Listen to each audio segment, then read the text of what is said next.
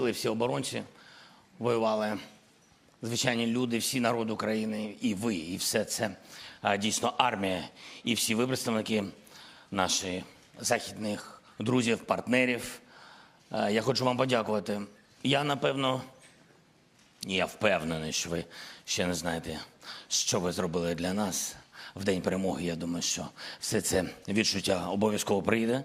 Низький уклін вам за те, що ви говорите про Україну, за те, що весь світ знає про Україну, не забуває, завдяки цьому допомагає бути нам міцними і бути нам незламними. Тож лютий такий місяць і рік незламності. Я вам дійсно дуже дякую і хочу подякувати вашим колегам, яких, на жаль, немає і вже не буде. Вони загинули в Україні. Є такі люди, представники вашої важливої професії. Я думаю, що, напевне, було б справедливо дуже вшанувати журналістів хвилиною мовчання, тих, хто є в нашій пам'яті.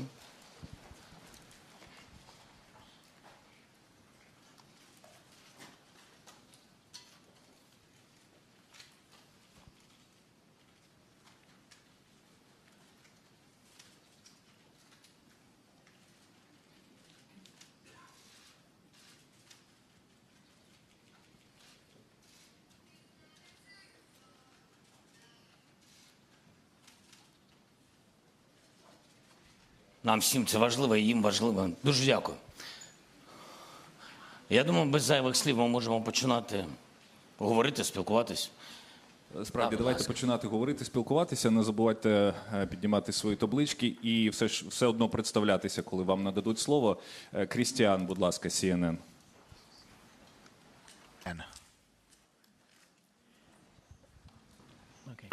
Mr. President, thank you for taking this question. Can we get him down?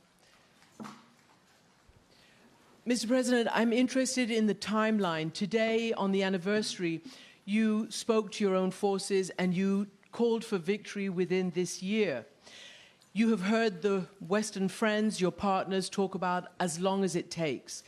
You know that the Russian leader believes that time is on his side. Why do you think that it's possible by the end of the year, and how do you assess the meaning of as long as it takes from your Ukrainian perspective? Дуже дякую за запитання. Thank you for this question. Я дійсно дуже хочу. I really want, and I think that every single partner, everyone, will remain strong, will remain just as a fist. If all of our partners are united for the sake of our victory, because that's a victory of values, if all of them will remain committed to their words, to their time frames, and that's not going to be just talking, but we've already shown ourselves as strong partners, and there's evidence to that. So should all of us do this important homework, the bodyguard has... Okay, so if we'll fulfill our tasks, then we'll definitely have this victory. I'm confident that we'll have this victory. And I hope this will happen this year. We have everything to have it this year. We have friends, we have diplomacy, we have you. We have combined everything against this wave of invaders. I think not a single country in the world can withstand on its own something against this war. I think only the United States would be capable to do that, but fortunately they don't have neighbors like that. There's just a couple of countries like that in the world. And Ukraine is facing this war not alone. We have friends. We make sure this aggression, this war would not continue anywhere else. We clearly understand what the Putin wants, what Kremlin wants. We understand what the military political leadership want. So it's important for everyone to focus to stay working in their own places, and that's it. And then we'll have victory, because the truth, the righteous, is on our side, and the children that we love. And it's so horrible when we are losing them in the battlefield, around the battlefield. But they, Russians, they have countless of victims and casualties. That's their choice. Now, ICTV, Oksana. Добрий вечір, пане президенте. Good afternoon, Mr. President. First, thank you for your example of resilience, invincibility, and belief. We all believe in the victory, but now a lot of international experts are telling that we have a war of exhaustion, and not a single party would have resources to have an victory, clear victory, and then there will be a negotiation. So how do these negotiations look like? What's the ultimate victory for Ukraine looks like? I'm not thinking theoretically about how those negotiations could take place. We make very specific steps. Ukraine has initiated the peace formula at G20, although we would really like to have it G90 and not G20 in the world. So we've briefed everyone on the peace formula, how we see that. And then there's the outcome of what Russia has done here and how it has an impact not only on our security, because there are different crises caused by Russia's aggressive steps. As you know, the occupation of the nuclear power plant in Zaporizhia, and then the blocking of the sea and all the chains of supply as part of the full security. You know all of those aspects. So what else can I tell you? We've offered the steps, and today we can see some interest in fulfilling this peace formula and supporting that. And I'd like to express words of gratitude to the country, because yesterday, or in fact today night, 41 countries has supported our peace initiative at the General Assembly. So the next step would be to engage as much as possible states for the first summit. I want really this summit to be as much fruitful as possible, so that we would have this summit conducted in a place, in a country that would be able to host as much countries of the world as possible. I'm working with our partners, with the team, in order to make sure that not only the strategic partners that are supporting us from the first days to be there at the Peace Formula Summit. And we're working hard to have representatives from different continents. We're working hard to have Latin America represented at this Global Peace Formula Summit, and so that there would be representatives of the African continent, so they would be engaged in this summit as well. We're also, like, frankly speaking, I would like to have India, I would like to have China participating. That's true. Our task is to engage as much as possible and to show the whole world that here's the respect to the territorial integrity, to UN Charter, to anyone's right to live. And the more countries will engage, the more support we will have. And we have developed the peace formula in a way which is very democratic. So it's a very clear step. So in order to reduce the risks among the countries supporting us, I mean, any country can support like a single point of this peace formula. They could support a nuclear safety, the environmental safety, and you know how many mines are there around the territory of Ukraine. That's why there is a lot of steps that we've offered. And there is also kind of a step that means the bringing of peace, because we need the security guarantees. And this is something we need, like a security package for Ukraine, for Ukrainians. And already we can see that this is the war that has a very significant impact. So security guarantees for the whole Europe. So when there is this fulfillment and then there is this respect to the international law and to the ordinary people, and to the people of Ukraine. So if that would be fulfilled, then we'll get a diplomatic kind of end of this war. But until that moment, we need to fulfill all these points of respect. Thank you. Now, the Mexican TV first row, please. Sorry, Mr. President, you were mentioning the resolution in the United Nations, the more than 140 countries that voted, demanding that Russia forces leave Ukraine immediately and without conditions. What do you say to the countries, the minority, that didn't support that resolution, that voted with Russia against it, or that decided to ignore it?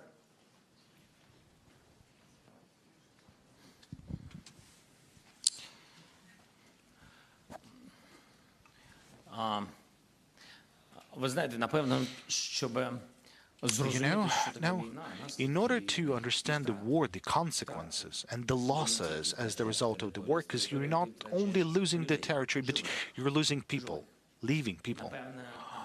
And if you're not at war, if you haven't ever lost anyone, then it's hard for you to understand what's happening. What sort of pain is that for everyone around you? And it's hard to spread this information. And this is why we are working every day in order anyone to understand the consequences of the war, not through having this war, because it's painful, it's a weak position, because you're somewhere there. You're saying that we're not sure that in this way, but in what way? Should you definitely have a war with torturing, with rapes? Should you need to have it in every house of the war so that the people would finally understand the consequences of this bloody war? And then this big sick leadership of this Russian Federation, then there is this journalism to have this information being spread. It's hard to get this information to those countries that are voting against it. But still, we are working. There's 141 countries who voted in favor of that. There's this support to territorial integrity and sovereignty. So there's the answer. How these countries are, what sort of attitude do they having? So there's an answer in this support. Yes, they have to withdraw from your sovereign territory. Now, how do we work with the other countries? We do work. And I believe that Ukraine really needs to make steps forward. Like towards the African countries. I think we worked not at a sufficient level. We didn't pay sufficient attention to the African countries. That is why we have a special program initiated by Ukraine. We are increasing the number of embassies in the region, and then look at the Grain from Ukraine initiative and other initiatives on food security. So this is what you need to do. A daily investments in peace. I think we wasted that time for many years since the beginning of our independence, and that is why currently we are fighting for our independence. And that's not a coincidence. We didn't have a strong fist of partners before the war, and that's right. But now we have it. But we're still lacking a number of individuals at this fist of common support. So, and I'm talking about the African continent, the Latin America. It's also very important, and I would really like to have a conference and a meeting, or rather a summit, with the Latin American countries and Ukraine. And it's very difficult for me to leave outside of Ukraine, but I would go to this meeting to tell their media, to tell their society, like, I'm ready to step forward. Our diplomats are making this step forwards. We're ready to work round the clock. If we'll get more hours in the daytime, we will do that. So this is how you would need to work 30 years. Unfortunately, it was the war that made us work so effectively, but nobody would have expected something like that out of neighboring country of Russia, that you would have something like that from Russia. There's this just willingness to destroy us completely, utterly. And that's why it's not a correction of mistakes. I'd like to say that I don't have any questions to anyone. I don't want to deal with that part of the past. I'm looking at the future. We need the total support of the war, and we will be victorious. We're working on that. And that dialogue is absolutely fair. This is a dialogue with many countries. We've worked on the unification of the European countries, and there's not only the EU member nations, but other countries, countries with different status, with neutral status, and we've worked in order to change this neutrality into the non-neutral status to war. This is also very important. We worked on this every day, a lot. You have worked on that, and the armed forces have worked on that, because the victory is on the battlefield. That gives confidence. Nobody likes losers, however hard it might sound, but that's the truth. Everyone wants to be victorious, and everyone has to work, like inside the country and outside the country. That's the only way to victory. Thank you so much. Thank you. Dear colleagues, Yalta European strategist, Sir Jeffrey Nice, do you have a question, maybe? First row. Do I need a microphone? Yes, you do. Thank you very much. Mr. President, those fighting for your country, led by you, and you, have put you on moral peaks, not just high ground, from which you can make requests or demands of the Western world, whose methods of accountability for war crimes are unsatisfactory, incomplete, and very, very slow.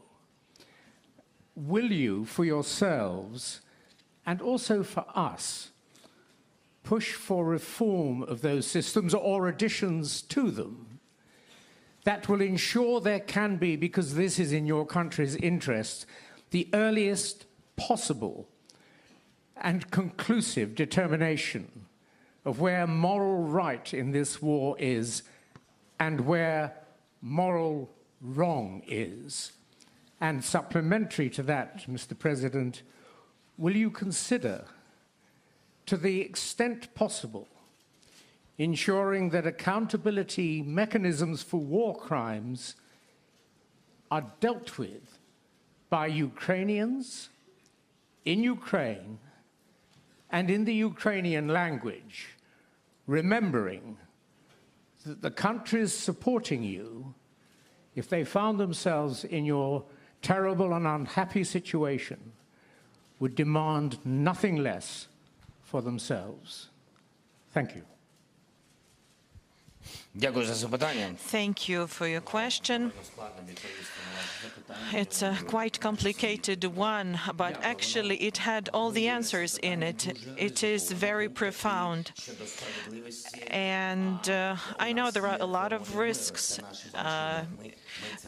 as far as the peace formula is concerned. Regarding the institutions, first let me speak about the tribunal. Everything starts with political unity. The United Nations platform might not necessarily be a universal one, but there's nothing else that would have more countries that could be politically united. As of now, unfortunately, I don't think there's anything else. And we can support the setting up of the tribunal to hold Russian Federation accountable for war crimes. And we're also working on the mechanism to compensate all the damage caused by Russia on the territory of our country, to our country and to our people. This is a major effort. We're working on it. The diplomats Office of the President, Mr. Austin, Mr. Yermak, Prosecutor General, the Office of the Prosecutor General. Everybody is working hard every day to make sure it is up and running. This is a very sophisticated mechanism. And actually, I have to say that other countries, they are cautious, they are afraid of setting up tribunals. You might understand why that it is. It's a matter of responsibility. But before you go and establish something in your country, you need political will and unification. And UN has been very useful in that respect because any government, country or leader can receive support to that process. And we're working on that as well. We are convinced that the resolutions will be supported and voted for. We're working with certain countries that we see as crucial for the matters of tribunal. We see them as leaders. This is actually the Netherlands. We're working with Mark Rutte. We're working with Mr. Rishi Sunak from the UK, with other countries as well. We are thinking about the compensation mechanism. There has already been a few steps already, and our Baltic friends are very helpful. And Baltic Trio and Poland, they have been supportive along the way. They are supporting us with everything we ask for. Why is it so hard? Because, well, to address the first part of your question, these institutions that you referred to were set up a long time ago. They haven't been through this type of immense aggression. And this bureaucratic system does not give a clear answer to the question of when the justice will be served, when fairness will happen. And for those who lost their homes, the economy, everything, they want justice now. And it makes sense that they want justice and fairness. We have specific examples. We were working on the matter of prisoners of war, and Andriy in particular, and other colleagues, they were taking a great care to check the condition of the prisoners of war. As you've heard, there have been tortures, and now the Red Cross, it's an international institution, they didn't manage to the prisoners of war to check their condition. Are they hardworking, insisting? No. We were insisting and working hard. We were doing our best, paying immense effort to get our men and women out. But to this day, we do not have access to the prisoners of war. And this year, the year is a year of the full-scale war. But we have to remember that the war began in 2014. And we know that there are 125 Crimean Tatars that are political prisoners. What is happening to them now? I remember early into my presidential term, we were returning people back to Ukraine, some political prisoners. Everybody thought they were held in Moscow, but that wasn't the case. They were very, very far in the regions. And it was only thanks to Ukrainian, to the ombudsman, etc. And we worked with the OSCE way back when there were attempts at the Normandy format. The OSCE had to verify a lot of matters related to the security issues. It was very, very hard. There was a matter of authority of power. And, you know, I am tired to hear one answer from many institutions. They keep saying, we don't have the authority to do it.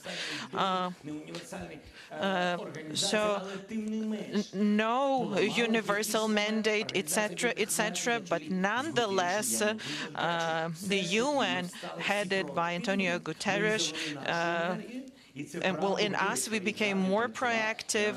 Guterres came to Ukraine, and we helped organize the corridor to transport grain with help of Turkey.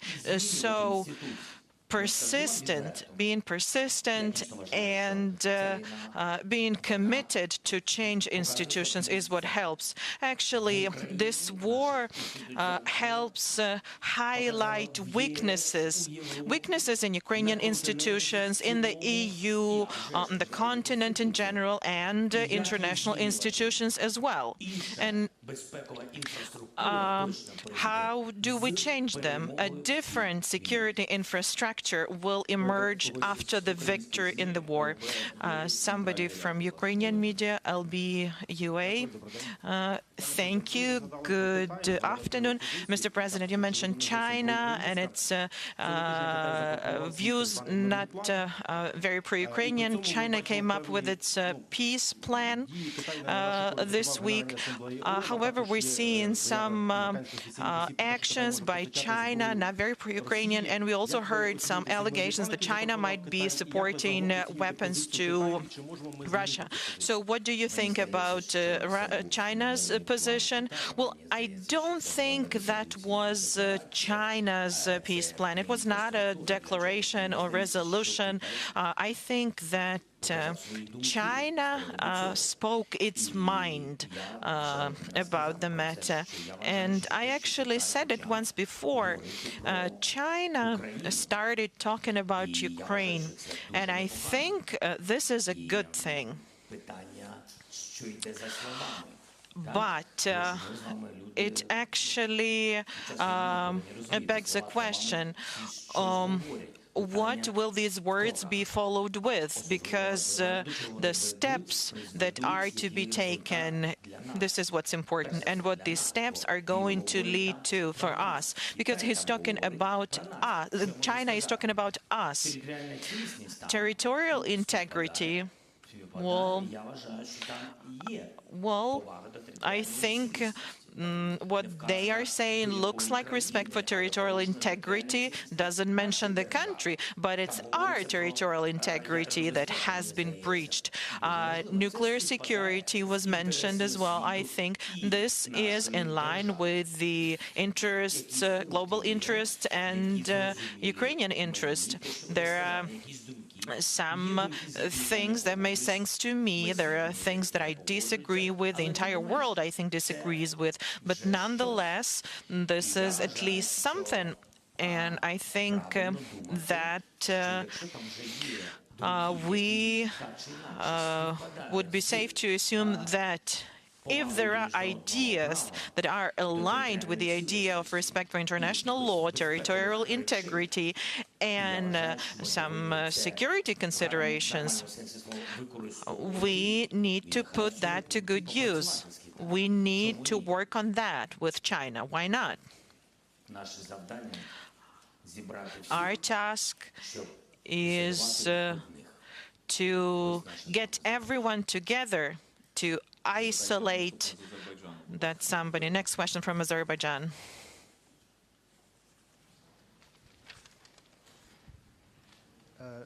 Вітаю, пан президент, азербайджанський журналіст. Good evening, dear Mr. President. I'm a journalist from Azerbaijan.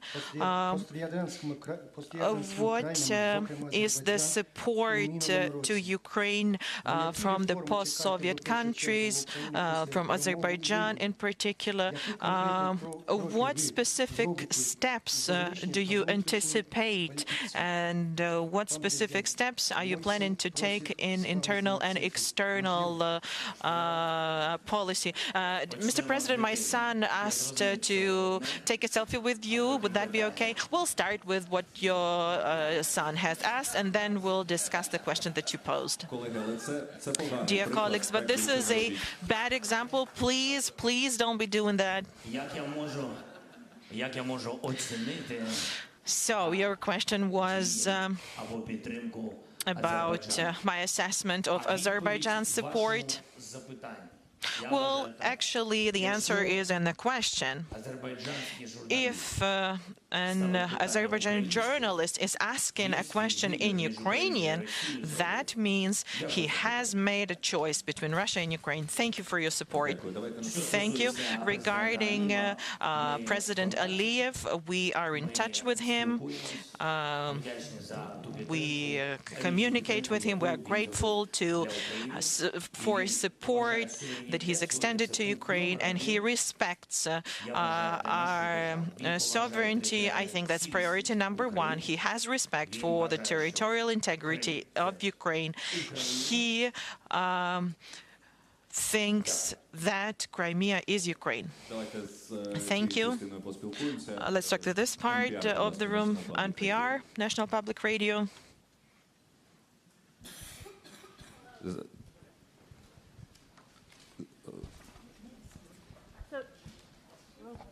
Oh, thank you. Can you hear me? Oh. Now yes. Okay, hi. Hi. So General Milley says that you can't achieve your goal of kicking all the Russians out of Ukraine. I wanted to see if you think he's right and what that tells you about continued U.S. support and why.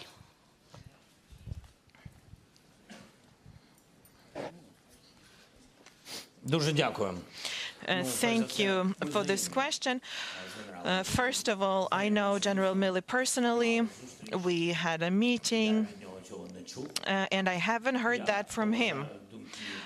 I respect the opinions and views of the military, especially the partners that have been supporting us, that have been leaders in our support. If General Milley really thinks that, I think I would have heard that before. Secondly, support is everything. So if General Milley нашої держави, я думаю, він, а від нього це дуже залежить, він повинен пришвидшити постачання зброї. Мені здається, так повинно бути. Що стосується підтримки в цілому Сполучених Штатів, якщо ви не проти, я додам. Я вважаю, найголовніша відповідь приїзд президента Байдена. I think the most important was the visit of the President Biden. There's weapons, other things, and it's up to the President and Congress. But first of all, it's support of the public. And I saw that American people, they support us. During my visit to Washington, D.C., I saw people with Ukrainian flags in the street. So I know that the U.S. support is very, very important. And support is weapons, humanitarian assistance, etc., etc. That's one thing. And there's another thing, believing in our victory. And this is what President Biden's visit was about. And President Biden came to us. And General Milley hasn't been here yet. Sky News, Deborah, please. Thank you very much. Deborah Haynes from Sky News. Do you believe that Ukraine can achieve victory on the battlefield? Or do you believe that ultimately you're going to have to negotiate, maybe even compromise, maybe even talk to Vladimir Putin? And if I may ask a second question, please. Around 20 of NATO's member states have increased their defence spending or made pledges to increase their defence spending following the full-scale invasion of Ukraine last year. Would you like to see all 30 member states increase their defence spending, given the need to continue to support Ukraine? And that does include the UK, which has yet to do that. Thank you. Дякую за запитання. Thank you for your question. Якщо щось забуду, будь ласка, нагадайте мені. If I forget something, please make sure to remind me. Дивіться, мені здається, дуже важливий момент. Багато держав, this important thing. 20 countries is a lot, but there are so many countries around the world who started to increase their defense budget. So this is a complicated matter and requires a complicated answer. There was a previous question: how do you reform institutional security globally? And you are talking about increase in defense budgets. That's the answer. The war in Ukraine gave rise to the resetting. Everybody understood that the systems are not perfect, that we need something more powerful. And I'm not talking about ammunition. There's a lot spent on cybersecurity, information independence, etc., etc. UAVs, IT, cutting-edge technologies. Everybody's clear that there's no cookie-cutter approach. Probably other expenses are increased as well, but bottom line is that what we're seeing now is the security system being reformed, and I think this is a right step to take. And everybody saw what we could expect from the Russian Federation. And this brings us to the idea of compromise and negotiations. And we all saw that nobody ran to buy flowers. Instead, everybody went to buy weapons. Nobody wants to develop business with the Russian Federation. More and more sanctions appear. Sometimes sanctions hurt, but everybody's clear now that they're making you dependent on Russian gas, and if you are that dependent, then you're gonna get cold eventually, because at some point they might start thinking that they want to have their people in your country, they want a part of your territory, and then people realize that we need independence, not just on paper. We need real independence to defend our people, because this is what that one person has done with independent Ukraine, who was a neighbor and even, so to say, a friend yesterday. So this brings me back to the first part of your question. After everybody saw that they kill people, that they torture people, and they're not even trying to hide their attacks. They're talking about nuclear matters. They decided to take Iranian drones and kill civilians. And those civilians did not have guns in their hands. They had their children in their hands. And seeing this picture of the world, do you think we Ukrainians could sit at this to negotiate with all of this? I don't know how to call that. We call this phenomena Russism.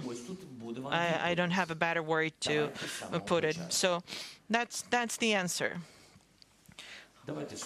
We need to start from scratch. We need to go back to what was violated. Our right to live on our land needs to be respected. Leave our territory, withdraw, stop shelling us, stop killing civilians, stop destroying our infrastructure, energy sector, potable water, stop airstrikes on the cities, stop killing dogs, cats, animals, stop burning the forest. So you go ahead and stop doing all of that, and only after that we'll tell you what format will be used to diplomatically put an end to it. Okay, now the Ukrainian Pravda, please, from this part of the audience. Good afternoon, Roman Krovets, Ukrainska Pravda. I'd like to go back to the major topic of this press conference, that's the year of the war. It's time for some intermediate conclusions, and my question is sort of personal. It's composed of three components. First, can you recall your personal, the most horrible day and the horrible night of the full-scale war? And second, we all humans, we can all make mistakes. Now, what's your biggest mistake over the period of the full-scale war? And third, who, over this period of the full-scale war, among your team, who sort of disappointed you? Thank you. Okay, I'd like to start with the one who disappointed me. Sorry, because who disappointed? All those who left on the 24th of February, all those who left Kiev, all those who were leaving cities and towns, all those who were supposed to fight for the country, who had to take care of the security of this country. So all these people have disappointed me. Now, my largest mistake, I don't know. I think there was some of them, because I'm working from early morning to late night. I'm a living person, and no matter how someone might think of that, so I make choices, so I am convinced that I'm making mistakes from time to time. What's important is that for me not to have any fatal mistakes, because I'm a guarantor of the Constitution, I'm the guarantor of the national security.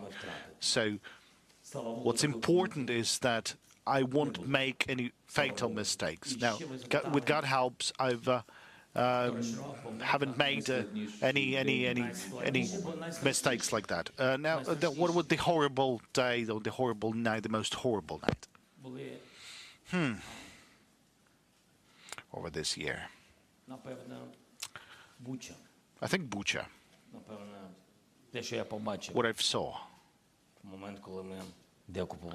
the moment we've deoccupied Bucha, it was horrible.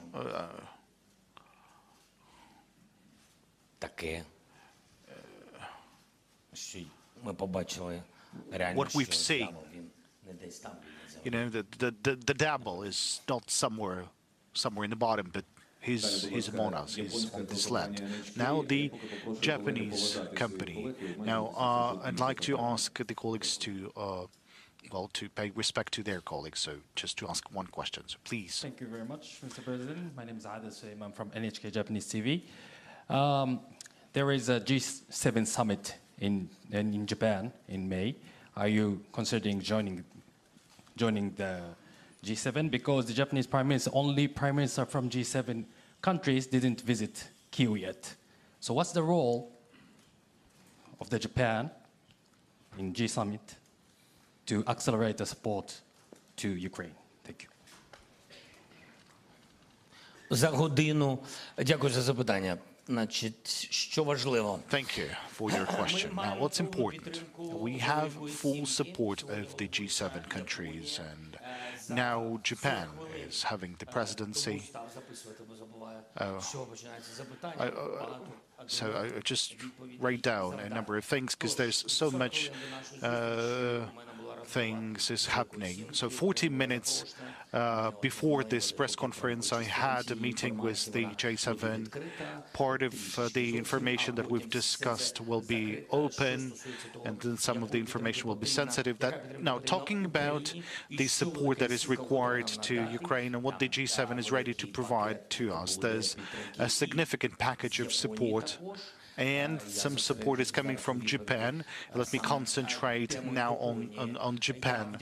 So I'm very grateful to the Prime Minister. We have a great understanding. He's very straightforward. So, and at a time of war, I have understood the true value of people being straightforward. There's a clear understanding and clear support. I understand the amount of fund that the Prime Minister is going to coordinate with the Parliament. I believe that's the mechanism for your country, that they need to coordinate the support for Ukraine. I don't remember all the details, but I feel this support and those messages that I've received from the G7 countries. Now, I was invited by the Prime Minister to visit Japan. That was earlier. We've received those signals over the diplomatic channels. The Prime Minister of Japan has received multiple invitations to arrive to Ukraine. He accepted one of the invitations, so I don't know when he will come to Ukraine, but we are really looking forward to his visit, because Japan has provided very significant support to Ukraine. I want to assure you of that. And the role of Italy that has played in the EU. And, you know, there's a parallel in Japan playing a role in G7. I think somewhere after the end of this war, we'll be able to talk about this role, because that role is very crucial, it's very positive, and I'm absolutely grateful for this. Now, the CDF. Please, in that angle. Okay. German television. Mr. President, 1 year ago, you've been the most wanted person worldwide. Now you are traveling sometimes abroad. You give press conferences without an embargo. Well, yeah. What makes you feel safer now? Are you less a target for Putin?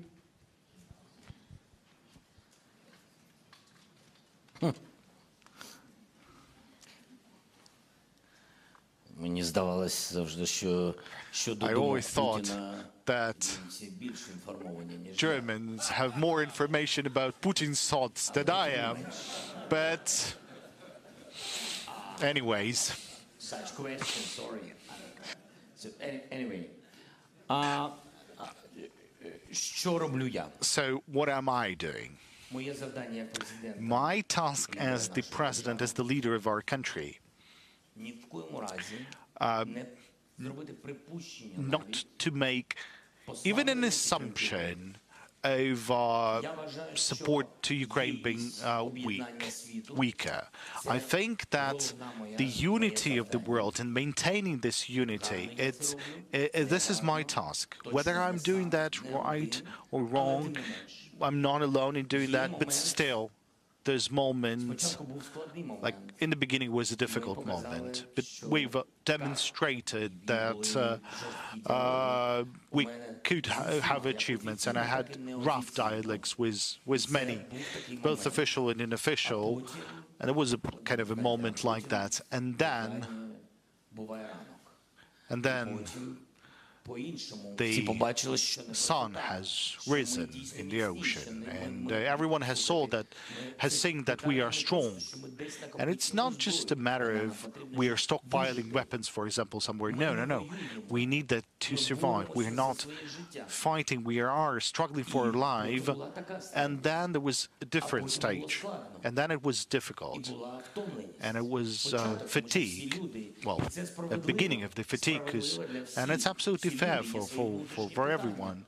Every people has their own questions, challenges, prices, waves of inflation, many other things. The energy crisis, food crisis because of Russia's blocking seaports and doing many other things, causing many crises. And there are ordinary people. There's, you know, some of your thoughts, but then deep in your heart there's the support in Ukraine, to Ukraine. But so on the one hand there's the support to Ukraine, but on the other hand there's your own family. But it's important that everyone to know that this is not our war. We are fighting for all of you. And it's not this war that caused the crisis. It's the Russia that is intentionally causing this crisis in order to weaken your support and to blame Ukraine for this crisis. So my task is doing everything possible so that the world support would not be weaker. But I would like to underline that I wasn't alone in doing so. I was working together with the team, with the office of the President, with the Ministry of Foreign Affairs, with the Cabinet of Ministers, with everyone, with the Parliament, with everyone. Everyone who wanted to do that. І це дуже важливі моменти. And that is a very important aspect. And then there's this moment when you need to show gratitude to the world for not being alone and for even being gratitude to those countries who at first thought of not supporting you but then supported you. So now the moment has time to show your own words of gratitude, because now these countries have their own challenges. So I wanted to come and to support those people. It's absolutely fair because they done a lot. I don't know how many people were saved by many countries. I mean, Germany has done a lot of contributions, and in the EU, because they've contributed money to the weapons, to the tanks, whether someone might want it or no, or like it or no. That's a fact. So I wanted to do that. I wanted to go and to start a new page for all of us, for our capabilities. Air defense, aircrafts, tanks, long-range weapons. That's my task that I need to discuss one-on-one with the leaders. Now, 1FM, please, at the central row, central aisle. Good morning, good evening, Mr. President. Thank you for receiving us today. Emmanuel Macron, I'm a journalist from the French news channel BFM TV. Our President, Emmanuel Macron, said a few days ago that he wanted the defeat of Moscow, but without crushing Russia. Do you think it is compatible with a full victory of Ukraine? What do you think about this position? And if I may add a second question, you talked about the worst day of the war for you. What, on the contrary, what's been the victory you've been the most proud of, the most happy about since the beginning of the war? Thank you very much.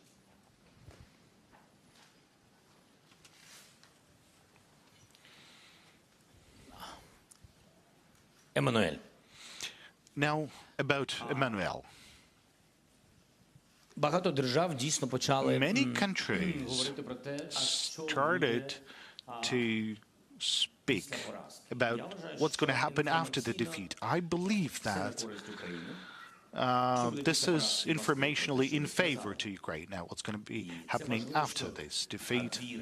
And it's important that the faith of the countries and the faith of the societies, because they always sort of get together and they always respond to the atmosphere. So that's a signal to all of us that most of the countries, primarily from Europe, they believe in the victory of Ukraine. And therefore they believe in the defeat of the Moscow. Now the major question, what you said. Now, what's going to happen to the Russia? Do you mean this one? Do you mean that? Well, actually, I don't care what's going to happen to Russia, frankly speaking. They have their own state. They have to think of their own country. If they would be thinking about their own country, there would be no war. If they would be thinking about their own democracy, freedom of speech, democratic reforms, not having slavery, prosperity instead, then it would be a wealthy country, because from the standpoint of natural resources, they're a wealthy state, but that takes time. You need to think of that. And we are currently working, we're currently thinking. So if we're thinking about the development, then we'll have no time thinking about the aggression or whatsoever. Well, how to cope with COVID. Remember, that was a big challenge to everyone in the world when all the countries, the adequate countries in the world, like they were then thinking what to do to their society. Now, someone else is thinking now, how about I do something against someone? So it's all about their question, their future, their destiny. Now, I don't think of this. I don't want to say that some leaders are mistaken about something. No, everyone has their own point to raise. But I think that the elite, the business, which is sanctioned in a very failing manner, their accounts being blocked, their yachts being blocked by the oligarchs of Russia, their real estate, their business outside of Russia is also being blocked.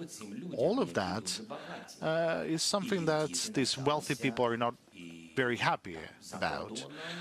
They had their children studying abroad, that's their right. Now they're deprived of all this comfort. But what do they have? They have what is left in Russia. Now, do you think they would allow really to have 20 or 40 or more Russias instead of one? Do you think they would be sharing their own business with someone? Do you think they would be happy about everything being blocked abroad and they would be not thinking about how to save this money? You know, we think of many different things. And I think they would be able to cope with that on their own. More pressure, more sanctions, more isolation against Russia.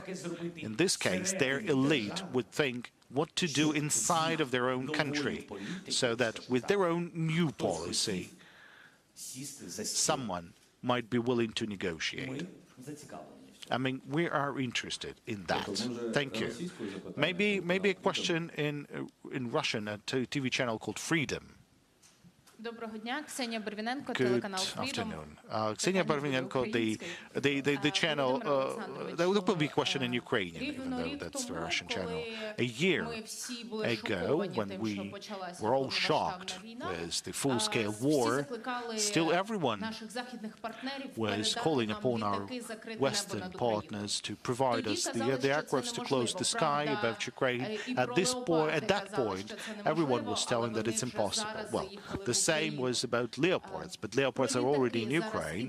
Now, talking about the aircrafts, there's a lot of debates. We can hear a lot of statements. 3 weeks ago, the US President Joe Biden said that they're not transferring F-16s to Ukraine. And then we're hearing statements from our politicians, from our ministers, that there is already a dialogue and there will be a positive decision for Ukraine. Now, can you explain what's the real situation with the F-16s? When are we going to have them? Maybe if not F-16s, maybe F-22 Raptors or something newer. The Victory Day, I would like to finish answering the question of the French journalist. The Victory Day is going to be the happiest day for me, and not only for me, but for every Ukrainian. And now to your question.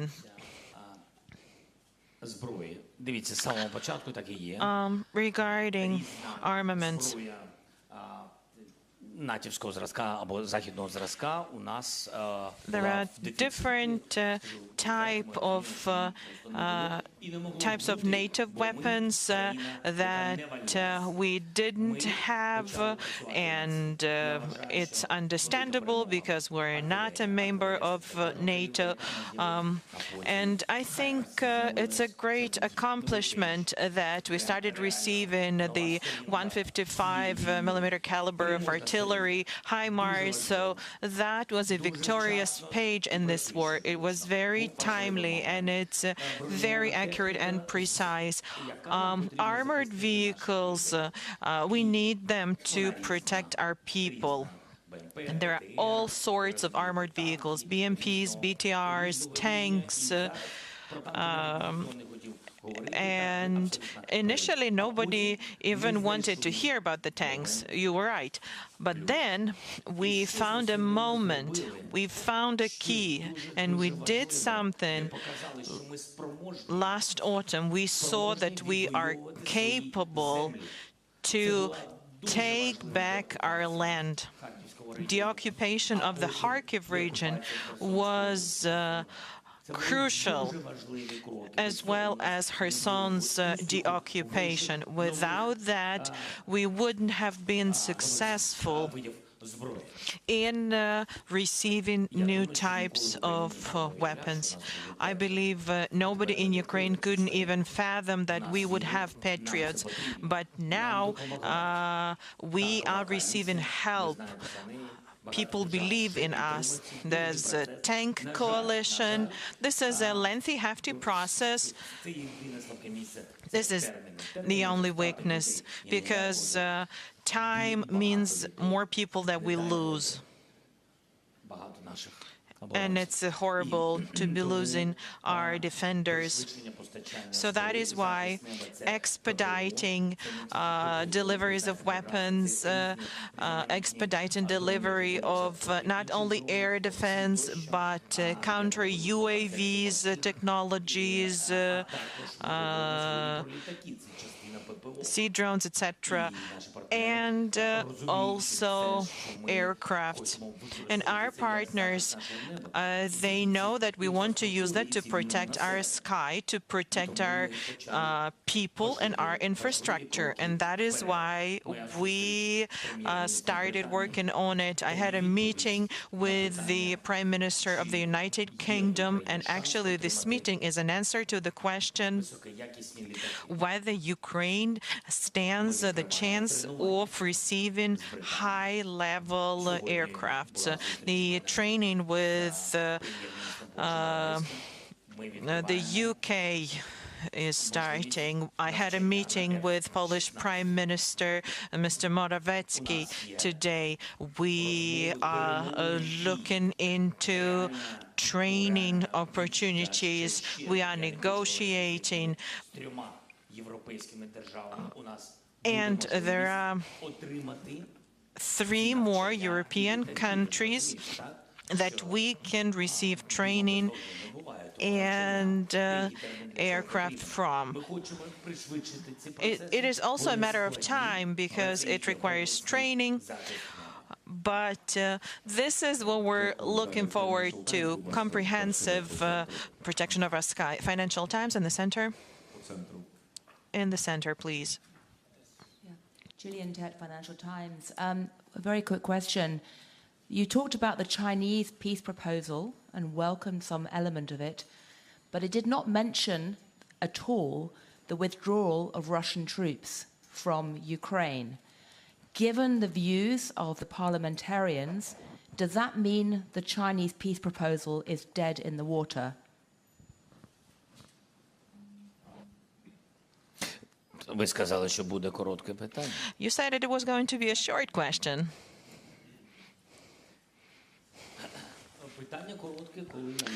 Well, it's only a short question when the answer is short. Well, everywhere where there's China, it's very hard to find a short answer. I don't think that what China did was an offer in and of itself. I believe it's only the state on whose territory the war is taking place can do that. So we came up with an offer of our own. We came up with the peace formula. Well, I think it was an important signal that China looks like is going to participate in it. That seemed as their views. As of now, I'm seeing this as a signal only. I don't know what comes next. It depends on the further steps taken. I want to believe that China is going to side with the idea of fair peace and fairness, which is our side. I really want to believe that China is not going to supply weapons to Russia. This is very important. This is priority number 1 for me, and I'm doing my best to prevent that from happening. It is very important for us. Because, you know, it's better the way things are for China now than in Russia's embrace. Because, you know, there's this risk of the Third World War. And only after we see specific steps will we be able to discuss them. So far, I'm just seeing an opinion. The most important is territorial integrity, and territorial integrity implies withdrawal of Russian troops. If it's not there, that means it is not okay with us, the way it is written now. If this is what's implied, that there is no withdrawal of Russian troops. Prime Minister of Sweden, Carl Bildt, no question? Okay. Thank you. Then next, Anadolu Agency, please, here.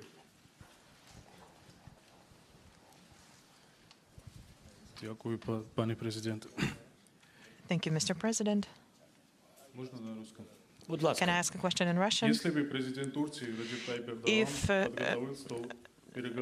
Turkish President Erdogan prepared for negotiations in Istanbul, and if Russian president were to wait for you there, would you accept that? Are you from the Turkish television, Turkish news agency in Turkey? I just had a conversation with President Erdogan before our press conference. We had a nice conversation.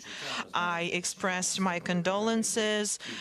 You know that this is a tragedy for us as well. And the president reached out to me, and we sent Ukrainian specialists to help with this earthquakes situation. We sent cargo planes. This hurts us too. As a country in war, we perceive this pain as our own. I'm very grateful to President Erdogan for his assistance, with the grain trade matter, with Azov regiment. We managed to return some of the men that could have been executed. It wasn't all of them, but still, President Erdogan has done some things that are very, very useful to Ukraine. And he knows what I think about what you asked about in your question. He knows about my views. I reached out to him and we discussed it even before the war. And I told him, as well as I told that to many other people, I said to him, make sure Putin agrees to sit at the negotiation table. We cannot have a full-scale war happen. And he couldn't do it. But now he thinks he can. But we no longer are able to go for that. It's a different person. Putin, there's nobody to talk to. Ukrainian Novina News Agency. Good evening, Mr. President. If I may, I'd like to ask a question about internal matters, internal processes. As we remember, in 2021, the National Defense and Security Council imposed sanctions against 100 Ukrainians, the so-called blacklist, the U.S. blacklist. Those were the people that were sanctioned there. And there were a lot of well-known businessmen, high-ranking officials in that list. But also, some people were missing in that list, and they should have been there. In particular, talking about an official, Eduard Stavitsky, now known as Nathan Rosenberg. In 2021, the U.S. Treasury imposed sanctions against him, but unfortunately he's not under sanctions now. And you know what kind of person he is. You know that he's been anti-Ukrainian, he's prosecuted by our Ukrainian law enforcement. So the question is, how can you explain that during the 9th year of the war and 2nd year of the full-scale war, people from Yanukovych circles still have businesses in Ukraine? It is not sanctioned. And one more.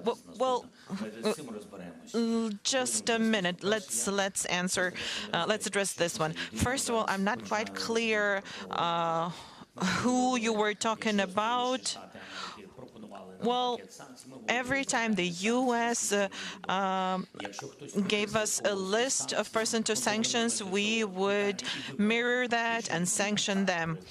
And if the person you're talking about is culpable, then we will correct ourselves.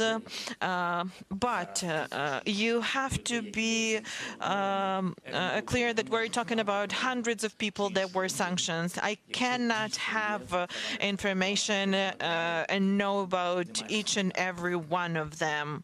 Well, you could just give me the materials. Bogdanov, who is Bogdanov? Reznikov-Budanov's case. We remember what happened and what didn't happen. You understand what I'm talking about, right? I just wanted to hear from you what happened exactly. Please ask a question. Was there a talk of replacing the Minister of Defense, Reznikov? In particular, Mr. Budanov was a candidate, but he wasn't appointed due to some reasons. Well, the reason was that it's only the civilian that has to be a Minister of Defense, but he is military, and so that runs contrary to the law. Did you have a conversation with Reznikov and Budanov about the situation? Well, the decisions that I'm making as a Supreme Commander-in-Chief with regards to the security and defense of our country is something that I do not discuss publicly, some of the decisions. One of those decisions is security situations in some areas of the country and some institutions. I had some ideas.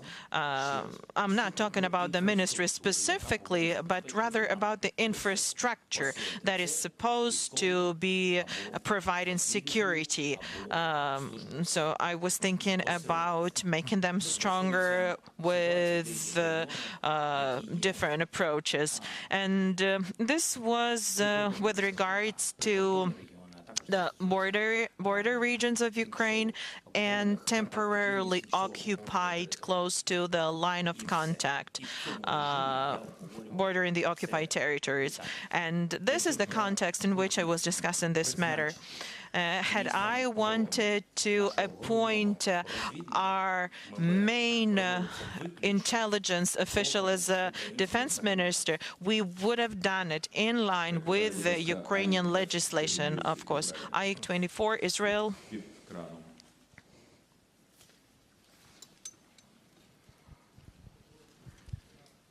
Thank you, Mr. President. Regarding Iran, you reportedly said last week to our Israeli foreign minister that Ukraine and Israel share a common enemy inside Iran, in the Iranian regime. Now, how does Israel help Ukraine in curbing the Iranian military aid to Russia, maybe with intelligence, maybe with know-how, and also, you know, these alleged Israeli strikes on Iranian military infrastructures, do they actually help Ukraine?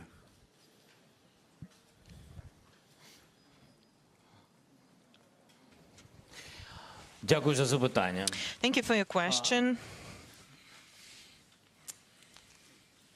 Довгий час впродовж цієї війни For a long time during this war, I was really looking forward to Israeli support, not only from the public, but also from their political leadership, from various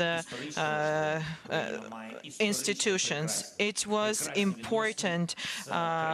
Historically, Ukraine has had amazing relations with Israel, and there were various conversations at different levels with different officials, public and non-public meetings in different formats and in different places.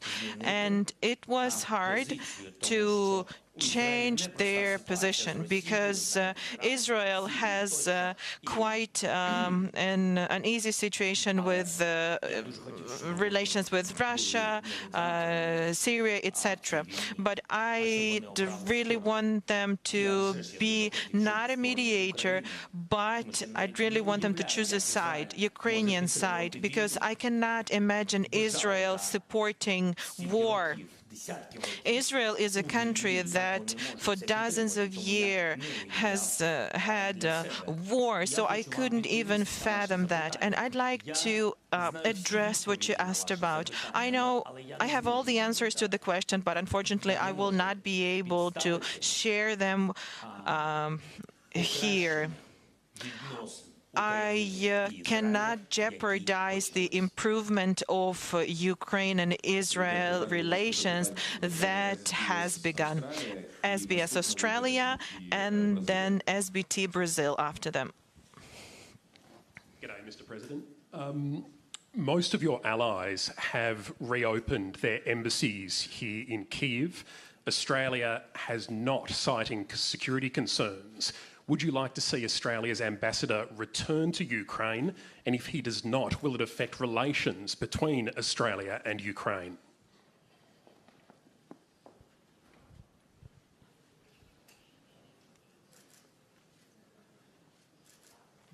Приємно мати справи з таким журналістом. It's so nice to hear a question that you can say yes to. Наступне, пане президент. I'll be very happy. Really, I have relations with Australia, and really, they really helped us a lot. And you know, the very important thing, I had big, huge deficit with armed vehicles, and it's very important, yes, moment. And I don't want now to share all information how many we've got from Australia, but anyway, we've got it, and that is great. That's why to shake hand the ambassador of Australia, I'll do it with pleasure. Please come. Come back, but on Bushmaster. We need one more. Далі, будь ласка, Бразилія. Brazil.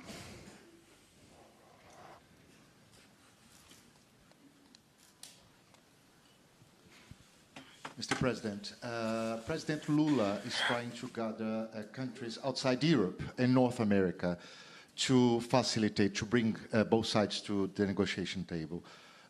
Have you talked to him about this proposal? And you know that Brazil is supporting Ukraine in the UN, but has a different approach on sanctions, delivery of weapons and ammunition. What do you expect from Brazil, from another American countries? And when are you going to talk to President Lula? Дякую. Дуже дякую. Thank you. Запрошував президента. I've sent him invitations to arrive to Ukraine. I'm really looking forward to have a meeting with him. I would really like him to assist me and support me with a platform for conversations with Latin America. I'm really interested in it. I really appreciate some of the steps of Brazil, really, of supporting us, our territorial integrity and sovereignty. That is for us so important, especially now. Yes, and what I'm just waiting for our meeting, because you know, eyes to eyes, face to face, I will be more understandable, and I think Ukraine will be more understandable. That's it. Thank you. Now, Vipro from Netherlands, please. Mr. President, thank you very much. First of all, do you think in your lifetime you will see President Putin inside an international court, for example, in The Hague, the international capital of justice? And second, you just met the Prime Minister of the Netherlands, Mark Rutte, and you talked about the delivery of F-16s. Is it correct, that's what we heard, that Ukrainian pilots will be trained to fly on the F-16s, for example, by the Netherlands?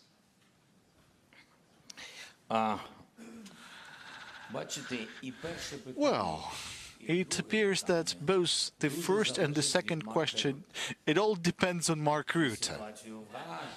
I mean, the situation in Hague and the possibility of providing us with aircraft. So, I believe that it's important for Ukraine that we have a very good personal relations with Mark. We have a very good relationship with Mark Rutte. So it's good for Ukraine. Thank you. Okay, we can proceed. But looking at what you've said in the very beginning, yes, it's important to, well, to settle this matter with the accountability, with justice till the very end. I mean, having killed so many people, so many civilians, so you can't just have the situation at a stop, as we can see from different political proposals, like searching for a way out. Look, there are so many people being killed, and here is this leader of Russia, leader of a great country, and they have to take responsibility. I mean, it's not a child. It's not a child who broke something and you can simply forgive that. And I think then there is the different age when you need to be responsible for the crimes committed, to stand trial. Because, you know, there is a room for jokes, and that's something you would like to watch with popcorn, but that's only if that would be funny. But that's a tragedy. There's so many people, civilians killed, and that is why you would need to take responsibility for what was done. And I sincerely hope there would be this responsibility.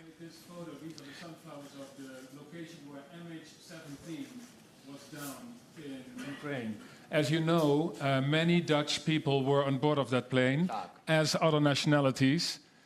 Have we got a common goal to get President Putin in front of judges, because Dutch investigations found out that President Putin decided to down MH17, as he has decided to go into your country?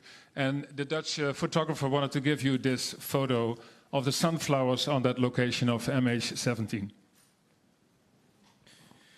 Please keep your photo, and we'll take it after the press conference. No. After the press conference, please. But I know, you know, I had so many different presidents from different countries, and always they said, our bodyguards or Sergei, they said after, and you will see something after, but I didn't see yet. You know, that's always like this. So thank you that you showed me. I will remember. I will remember it. Yeah. Що стосується, послухайте, в чому сила, я вважаю, main strength of Rutte в чому сила вашої системи, and your system, і в чому сила результату, and what's the strengths of the results and the outcomes and the court rulings. I believe that Hague and Netherlands and Mark, this is something we've talked about today, that the justice, it's very hard to have it. But what's important is that Netherlands always gets things done till the very end, just as it was with MH17. So I hope the same would be with the war, that we together will have this case points towards the court and towards the fair court ruling. Now from Spain, and while you are waiting for the microphone, it's getting darker.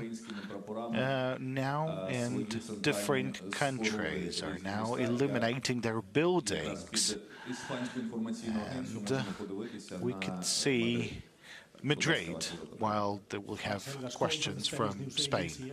I would like you to comment on the Spanish support that yesterday our Prime Minister promised that maybe he will send 10 tanks, or he will consider sending 10. And which role can Spain play in your goal to get closer to Latin America? Thank you.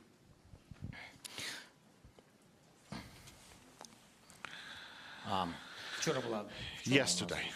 Was it yesterday? Was that yesterday that we had a meeting with Pedro? Oh, it was yesterday, indeed. So yesterday we had a meeting with Pedro Sanchez, the Prime Minister of Spain. First and foremost, I want to say that we had a lot of skepticism in Europe, and that's correct in terms of our candidacy. And we met Pedro, he met Ukraine, he got accustomed with Ukraine. So Ukrainians played a great role. He saw our country, he saw what we are fighting for, he saw the way we're changing. What's important that he saw that institutionally we were running in parallel. I mean, everyone has continued to work. All the banking institutions, the rest of the institutions still working despite the war. And I think it's great that he came in April. He was among the first leaders to arrive to Ukraine. So we found the relationship through him. And I think that the Spanish society has understood Ukraine better through him as well. And then there was this attitude of your society towards our internally displaced persons and refugees. If I'm not mistaken, there's 165,000 Ukrainians currently hosted in Spain, and that's a lot of people. He understands what we are fighting for. He supports us in the EU, and I know that he's supporting us in the security matters within the NATO. And from what I can see, that Pedro Sanchez, we've already established some personal connections with him. He said that we will help. He said that about increasing the number of tanks, and I think that's his authority to say how much more tanks he can get for Ukraine. We talked about other equipment for Ukraine. We are grateful because we had some previous conversations about Hawks, that's the air defense systems that we were supposed to receive, then some other gear and ammunition to reinforce the capabilities of our forces. So that's something that we have. Then NBC, please.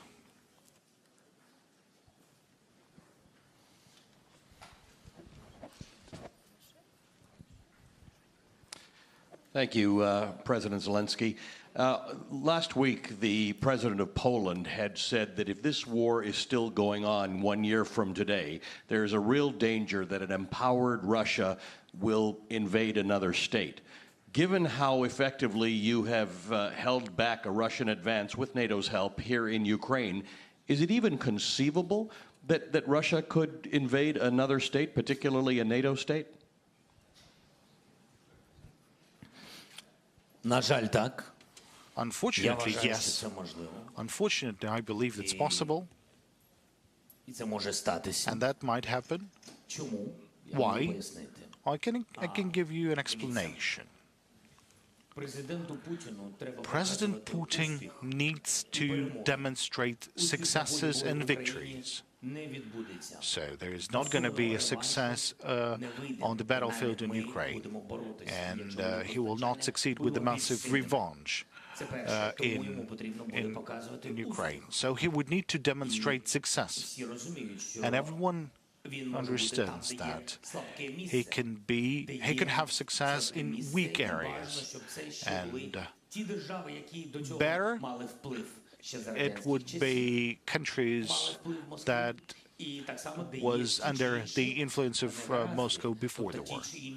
or during the Soviet times, and it's better to have some sort of conflicts or maybe some sort of Відбувається. І тут Молдова, ви знаєте приклад Молдови. You know the examples of Moldova. You know that our intelligence have intercepted the documents, and I openly, publicly told this.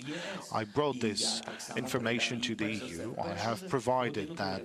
Well, the moment I have received this information, I transferred that information to the President Mayassandu, and there's evidences that they wanted to replace the leadership of the country. Now, let's think how they can do that.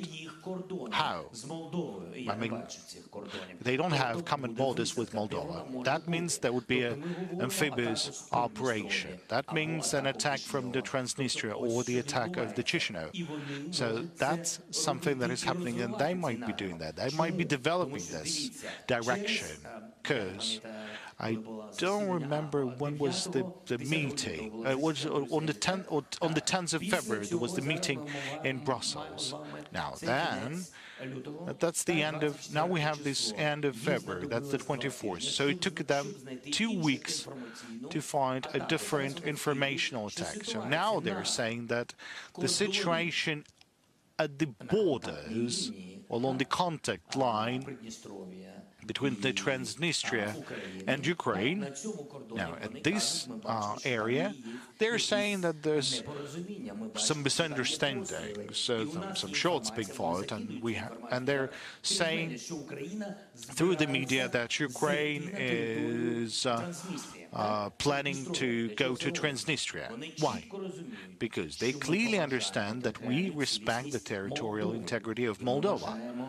And we believe that the territory of Transnistria is, in fact, the territory of the independent country of Moldova. And they keep provoking us. From the very beginning of the war, we had some shots fired from Transnistria, and they wanted us to go there. And I told Moldova to think about this and to how to settle this issue, because that was a very difficult situation. That was in the beginning of the war. They tried to provoke from different sides. There was informational hybrid war and steps being made like that. So I think that Russia will try to have at least some sort of success. Look, a missile crossed the airspace of Romania.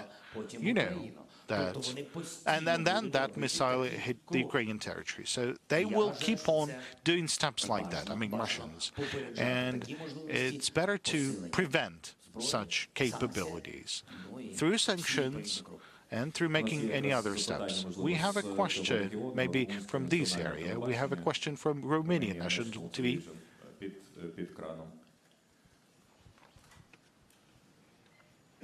Mr. President. Wait for your microphone, Mr. President, please. If after a year of war, even more, you may feel that solidarity in other countries may be diminishing, can be tiring, what is your message to them?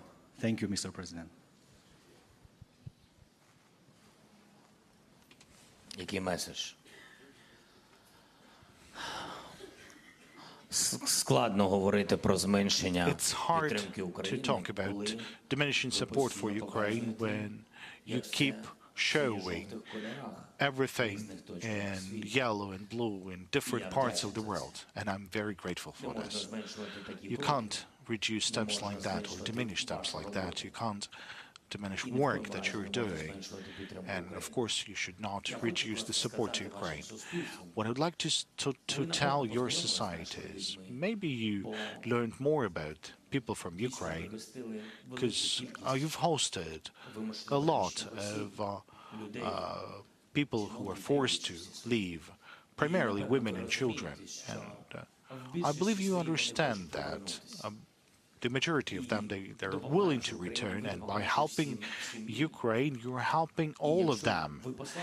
Now, if you will reduce that support, that's your support, that's the support of your integrity, of your sovereignty. Just now we told you that a missile crossed your airspace, but you're a NATO member nation. Now, God forbid this missile will hit your territory, what the NATO will do? They will have to select what to do. Should they preserve the unity in NATO and show the strength, or no. Now, if they would need to show the strengths, they would need to search for the response options, different ones. I'm not deciding that. We're not a NATO member nation. But I want my voice to be heard not by the NATO member nations, but the societies of these countries. These people, the ordinary people. Ukraine has no right to fall just for the sake of preserving or defending the European continent from the horrible war. Because I believe that Russia may proceed with its actions. Now, look at the countries where they would like to have like an influence, just like it was during the Soviet times. Where did they have their KGB? Where did they have their armed forces being deployed? Now, let's analyze where they might be happening, and you will understand that this will be a chaos. We cannot let this happen. Now let's have a question from Suspilne, please. Thank you for this possibility. Mr. President, surely you know that thousands of Ukrainian children have been abducted and deported from the occupied territory, from the destroyed cities. And this is an unprecedented situation when so many children have been abducted. And they were forcibly kept in the boarding houses, boarding facilities. So I have a very simple question. How and when we will return those children? Are we making some steps now? What can we do with the help of the international organizations and our partners? Thank you. We cannot take the children back by force because we cannot enter the territory of Russian Federation. No global institutions can do that by force either. They cannot do it either because they don't have a mandate or because Russia doesn't want to let them in.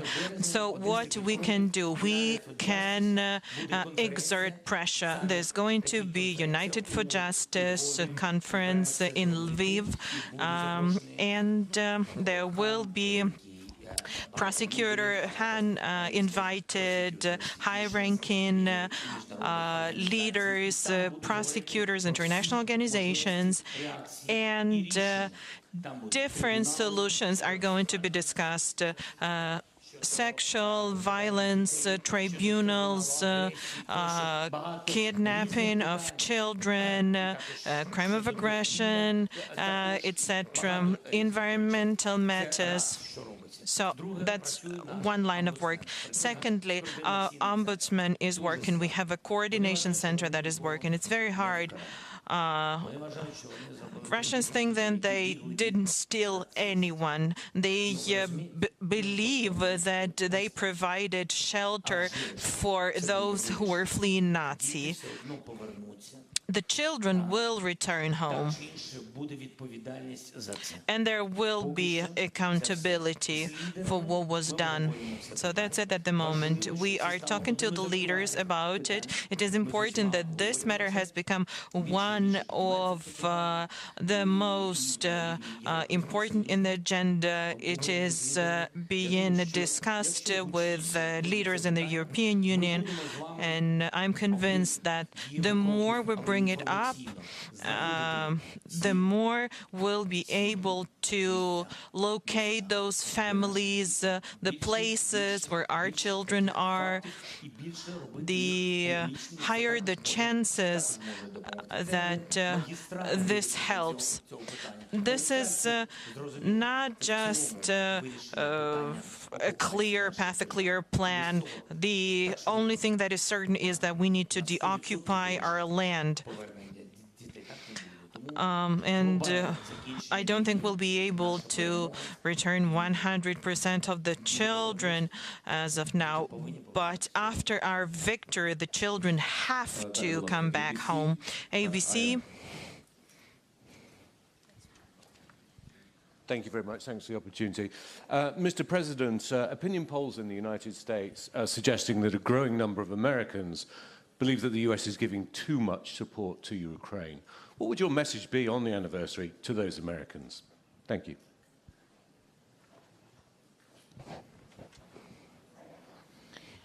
I would like to thank the American people. I would like to thank all of the American people that are supporting Ukraine, the Congress, the President, the TV channels, the journalists, and everyone that has been supporting us.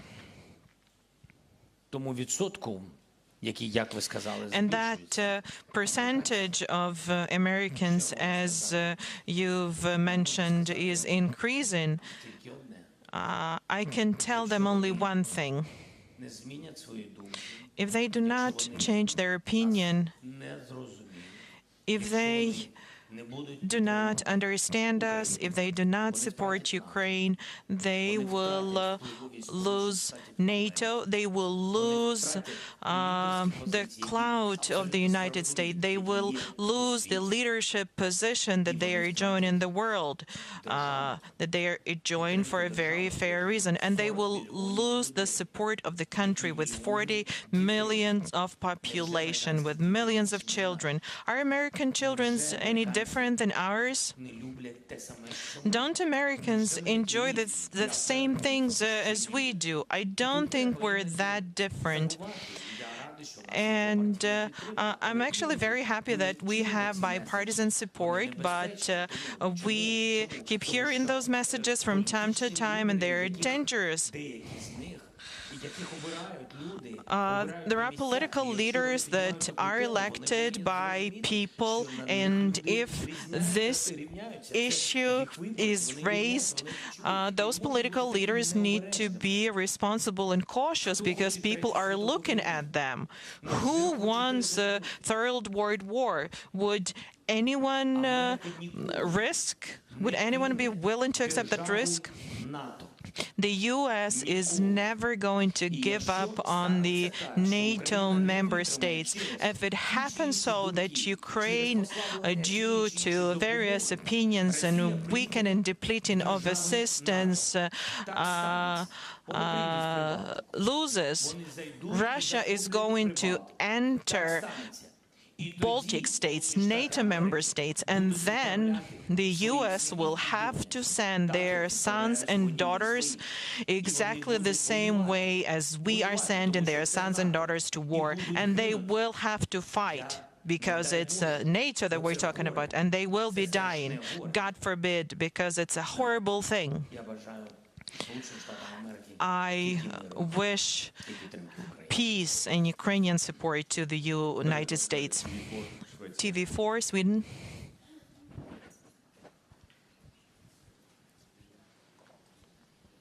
Thank you, Mr. President. I'm Anders Kraft from Swedish TV4. Thank you for your hospitality. The people here are very nice. It's my first time in Ukraine. Today, Sweden decided to donate or send more tanks and more military aid, including Leopard tanks. Do you have a special message, something for my viewers, the Swedes, today? I would like to thank them.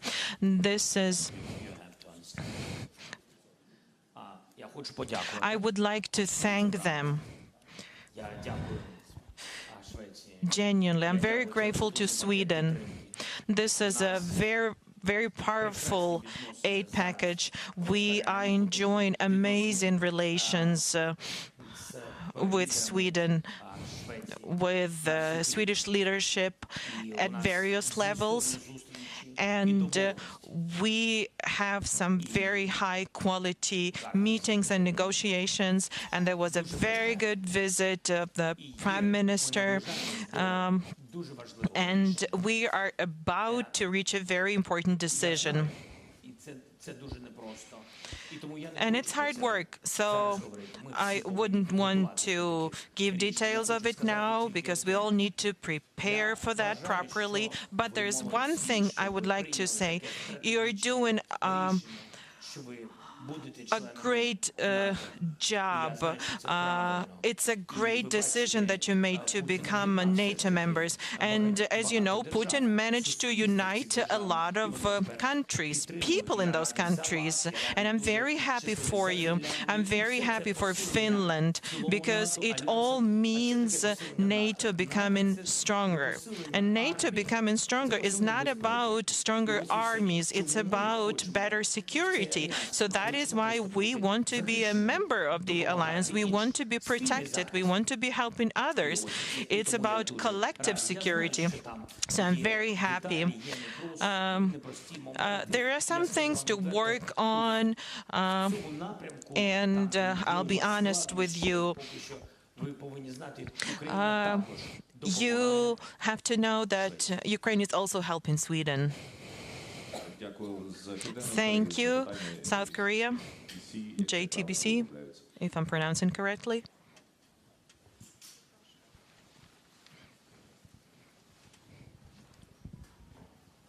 Thank you, Mr. President. I'm Hong, JTBC from South Korea, and I have one question. Recently, NATO Secretary General urged South Korea to allow direct armed support to Ukraine. Has the Ukraine government asked South Korea for direct armed support, and can you tell me why?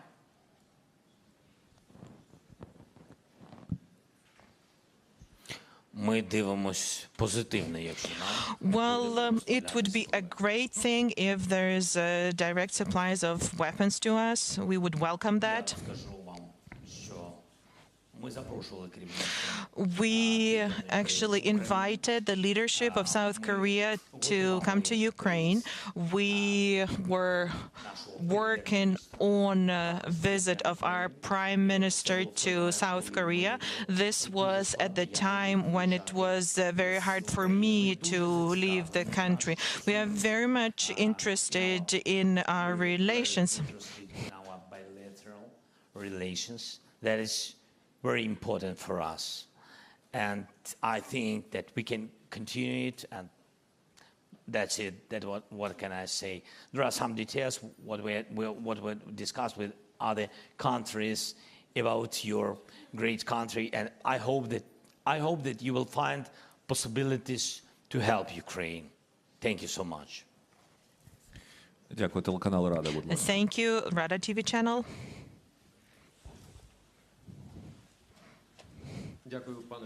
Thank you, Mr. President. First of all, thank you for being with us throughout this year. Very often we hear since the onset of the full-scale war some public forecasts, some information about critical moments, turning points. I don't think that these are the terms and concepts that are used at the Supreme Commander's HQ. But I have to ask a question. What are the odds of physically returning Crimea back to Ukraine, and what would be the reintegration solutions for Crimea that hasn't been with us since 2014. Everyone in Ukraine really wants the next step to be the final one, the victorious one. And very often someone gets emotional when talking to the media, even governmental officials of different levels. They sometimes say that in some time this and that is going to happen. Why? Because everybody wants it to happen. Everybody wants to bring back all of our territories. Well, We're all human beings. Sometimes these are mistakes, but we want the victory so bad because we deserve it. We really want the war to be over. We really want peace. We really want to return everything, to return our people, to bring our people back. This is what we want. We want our military, our defenders to come back alive. We want life to return to Ukraine. It is not enough. Emotions do not suffice. Emotional statements are not enough. So regarding steps to be taken, there's only one thing that I can say. It all depends on us, and I'm grateful to you for being here throughout this year, and it all depends on us. There are military steps to be taken, and we are getting ready. We are ready in spirit, and we are getting ready as far as weapons are concerned, as far as forming brigades, attack brigades are concerned. We are sending different people to train, not only in Ukraine, we're sending people to train in other countries because there are different weapons and we need to be ready. And there will be fair deoccupation steps and measures, and we can only hope that they succeed. BC, please. First row. Mr. President, you've made clear your belief that you can win the war this year. You've been clear about the importance of support and the speed at which it arrives. I wonder if in a year's time that victory doesn't arrive and you host a similar meeting like this, what do you think the most likely reason for that lack of victory would be? And if I could respectfully ask you to answer in English, I'd be very grateful. Dziękuję.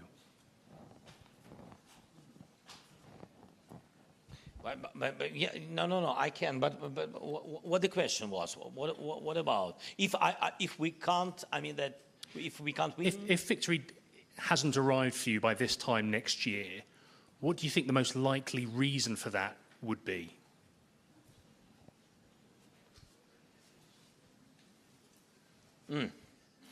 Okay, so the most important thing that the unity, that's true, because in the unity there is a huge support or weak support. Anyway, I mean that is really point number one. If we will not have enough number of West kind troops, enough weapon, ammunition, if we will not have, of course, we'll lose a lot of people. And if we will be losing a lot of people, we'll lose, moral situation, yes? And it will be another challenge for our country. We will not be so strong in the country, in Ukraine. And that is the biggest problem, what can be. I don't want to think about it. That is the problem. If we'll meet on the 24th next year, 24th of February, and we'll be at the same position where we are now, that is dramatic moment. I don't want to think about it. And you forget all your words. We have to be sure together. We are partners. You're from Britain. Da. I see. I see. Okay. Thank you so much. We'll win. Далі запитання, будь ласка, від... Where our aircraft's Typhoon? Please ask my friend Rishi. Далі від китайських журналістів запитання, будь ласка, Chinese journalist Felix Satellite. Mr. President, so you said that you appreciate being straightforward, so let me be straightforward. So I think right now, both Ukraine and Russia needs as many countries as possible to stand on its side. So how do you convince the countries that geopolitically a bit remote from Ukraine, for example, China, for example, South Africa, India, to be actually on your side? Скажи мені, будь ласка, Сергій, я вже погано чую. Що було?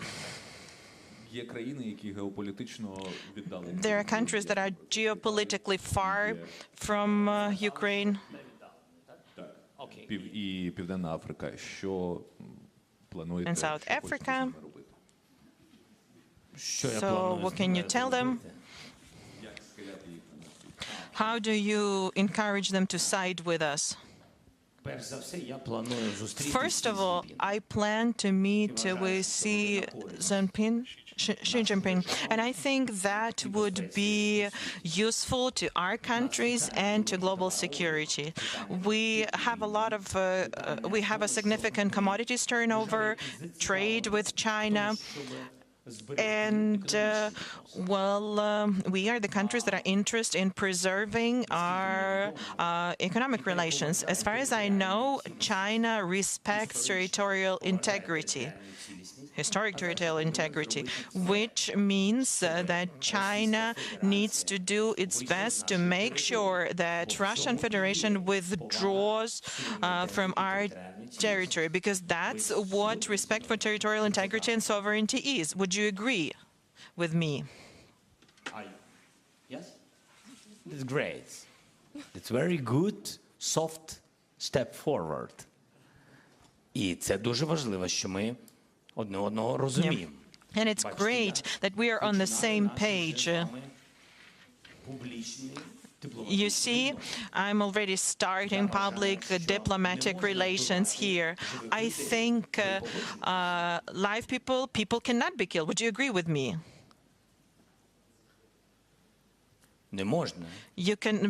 Living people cannot be killed. Civilians cannot be killed. Would you agree with me? I believe that a nuclear power plant cannot be occupied. It is dangerous for the entire world. Would China agree with that? Can you see that China agree? І я вважаю, що треба поважати. And I believe that we need to respect international law and UN treaty. This suggests that China supports Ukraine's peace formula. Would you agree with that? You see, we have so many common issues. We have to speak between us without somebody else. Okay. Thank you so much. Давайте далі запитання від Аргентини. Let's have a question from Argentina then. Maybe the journalist will say that this country is also politically distant from Ukraine. We'll see. Thank you, Mr. President. I want to ask for a selfie, but maybe an exclusive interview would be great. Could be after We'll discuss it later. It has been said many times that this is a war not only about territory, but about two different ways of understanding the war. It's a war of values. Taking into account this difference, in which place do you think, in which place do you place the countries of South America, taking into account that Argentina, Venezuela, Mexico, they have some roots or some bounds with Russia. And this, I'm talking about the government, not the people, which is completely different. So this is my question. In which of these two ways of understanding the war do you place our countries? And if there is any specific support that you will expect from us? Thank you.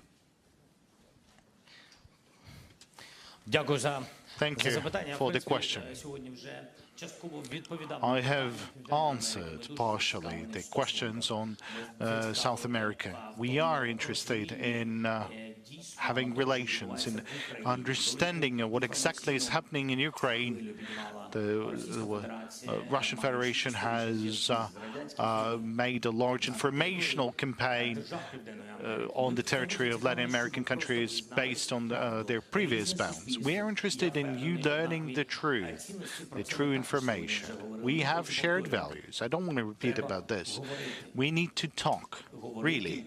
We need to talk, and Ukraine has to talk to all the countries now, to all the countries that are not willing to support the destruction of the territories, the destruction of the states. We have to talk, because we're all interested in global security, because there are so many natural challenges. You can see what's happening around us, and therefore we have to think how to preserve the humans, the environment, the planet for our new generations, but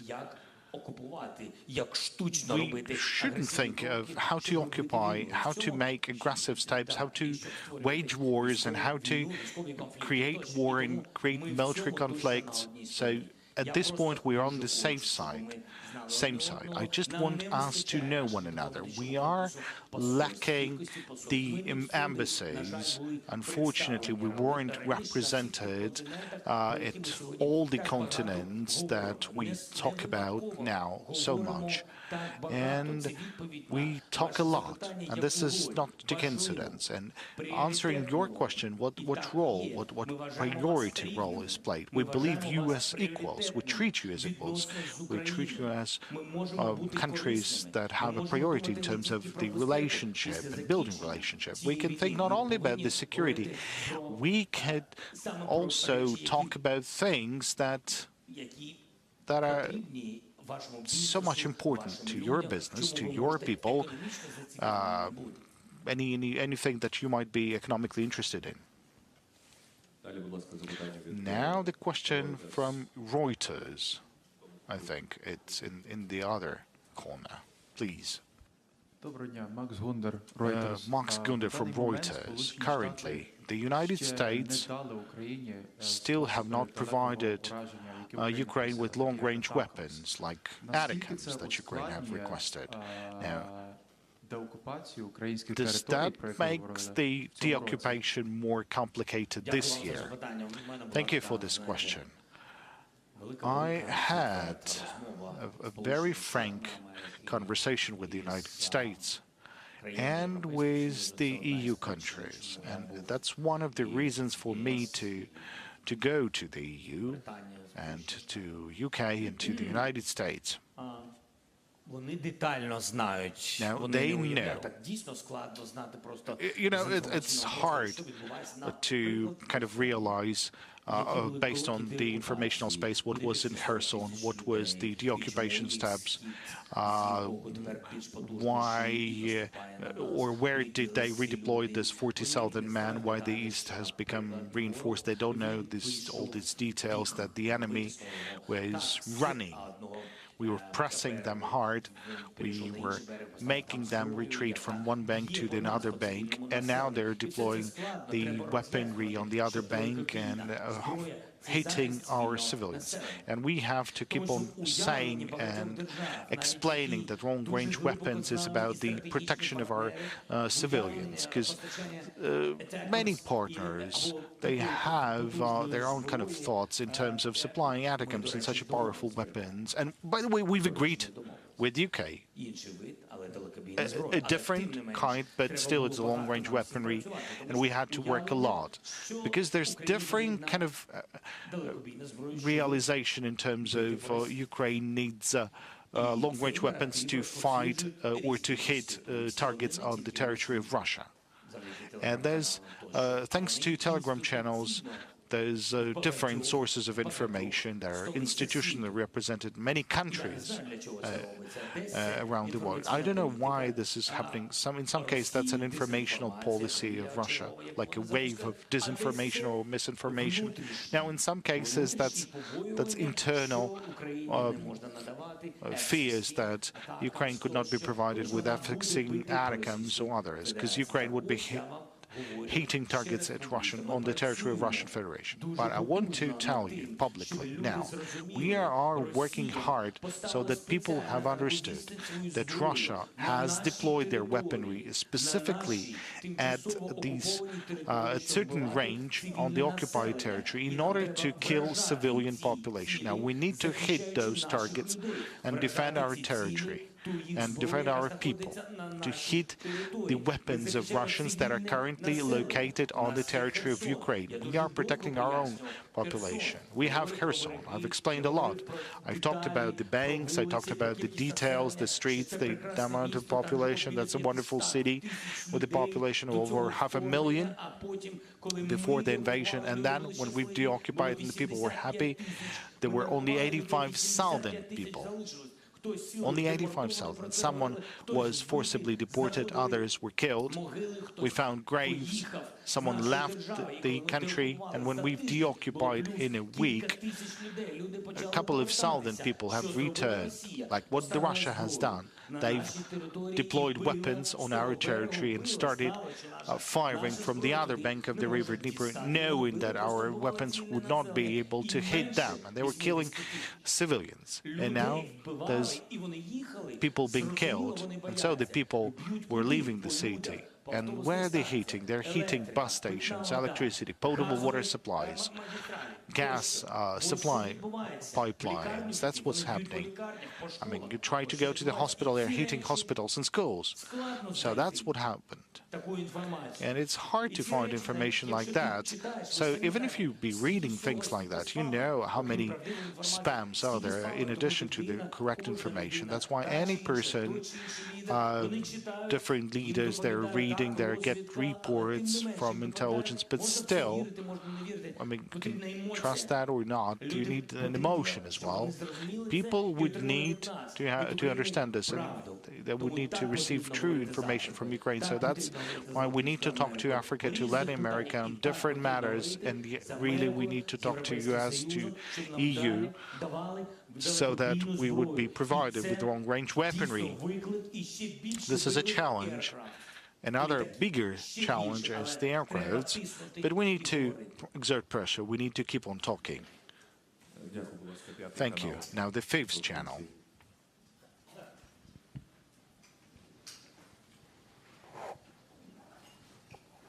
Mr. President, thank you for having a chance to have this question by the fifth channel. We were disconnected from the news environment. We were not allowed to operate.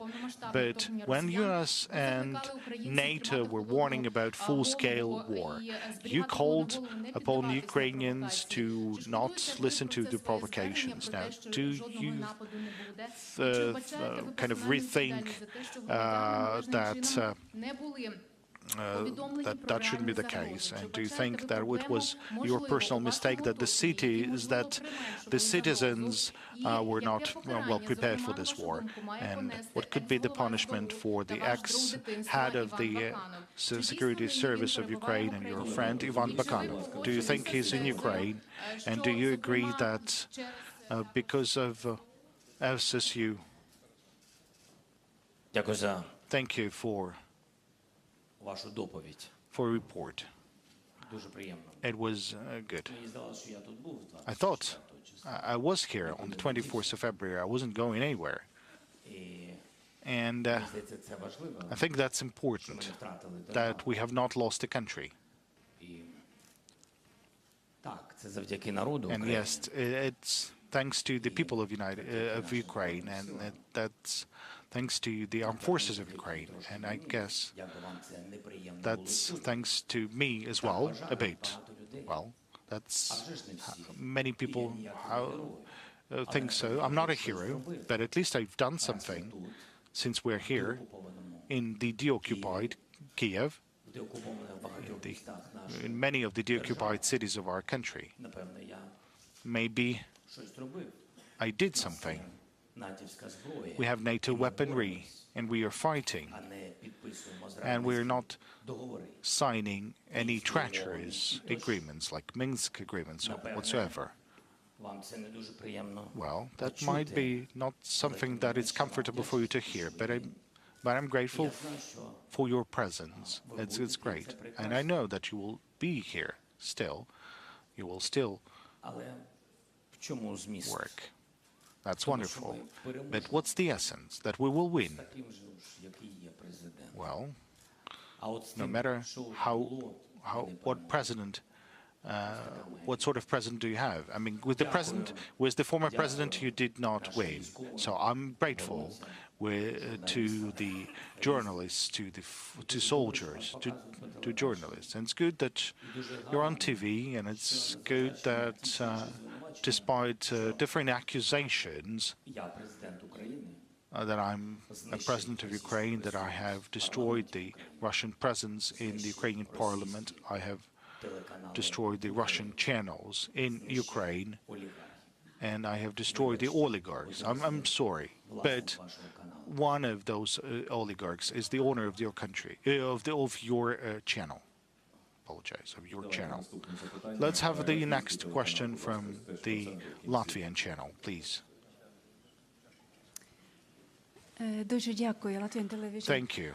Mr. President, we in the Baltic states and in Latvia, of course, totally understand that Ukraine is fighting also for us, and we are really thankful and appreciate that.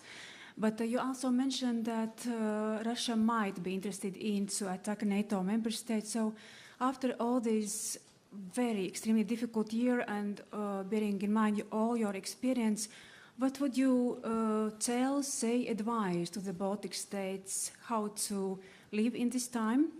Despite that we are NATO member states, EU country, but still we are bordering Russia, and we have been threatened all of the time. Thank you. From the first day, thank you very much. I really appreciate for all that support the Baltic countries gave to Ukraine, and you know that from the first days of occupation and even before it, we had such important conversations and decisions from all the Baltic countries. Especially, I had meetings with Gitanas Nausėda, the president of Litva, and Lithuanian president, and with Latvia we have, and Estonia.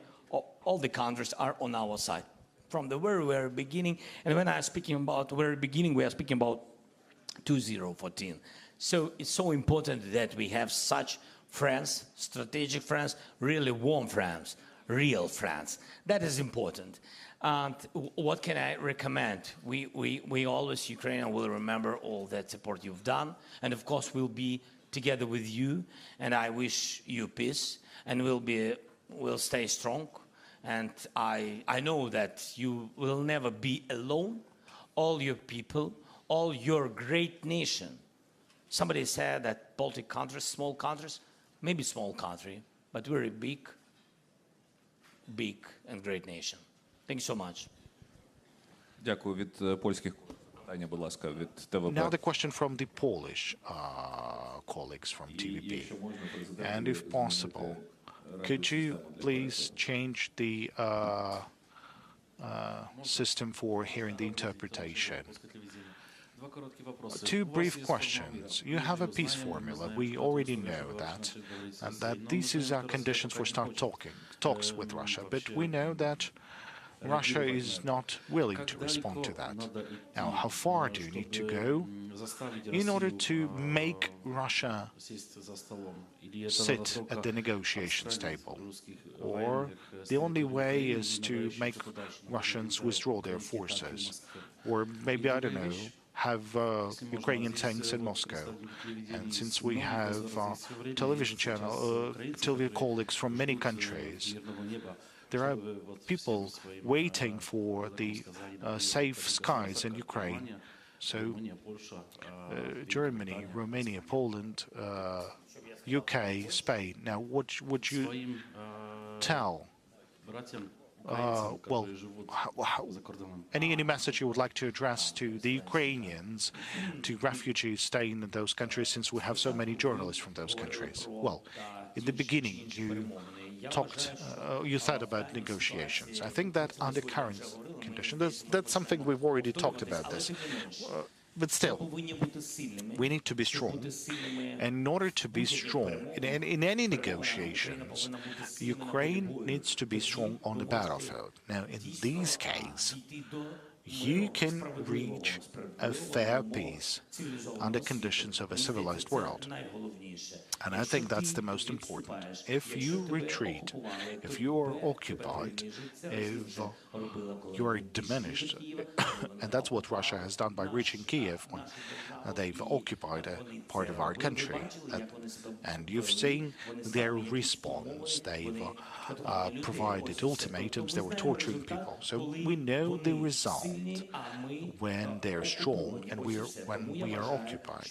That is why I think that it's important to be strong on the battlefield, that you will have a strong position on the negotiations. So let's reach that step. Let's deoccupy as much as possible. This is very important to us. We will be stronger. That's first. Now, the second part. Now, what can I tell to our Ukrainian fellow citizens, since we have so many journalists from different countries in this room? Something is happening. Okay, so без громадян України, які сьогодні знаходяться за кордоном, without the citizens of Ukraine that are currently located abroad, our country cannot be powerful. Without you, fellow Ukrainians, with all the love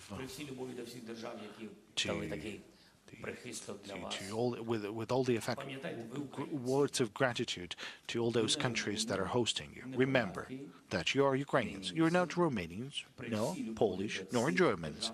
Now, with all the words of gratitude to those countries that are hosting you, they've done a lot. They're supporting you. But I want you to know, коли ви зможете, я б дуже хотів, щоб ви повернулися. You'll be ready, when you'll be able. I would really like you to return. I'm not calling upon you right now to return. That's your security, that's your choice, that's your safety. But I want you to know that you're the very same Ukrainians as everyone. We are waiting for the return of the normal life. So please return, because we need to rebuild our wonderful country, because that country is built for all the people, for all those who are currently fighting and defending our country, and for all those who had to leave temporarily. Ukrainians, well, they are forever Ukrainians, even though they left the country for some time. Now, this is almost the end of the press conference. We still can take two questions. So let's have one from Obozrevatelь and Ukraina. Thank you for the possibility to ask this question. The question on the security guarantees that we've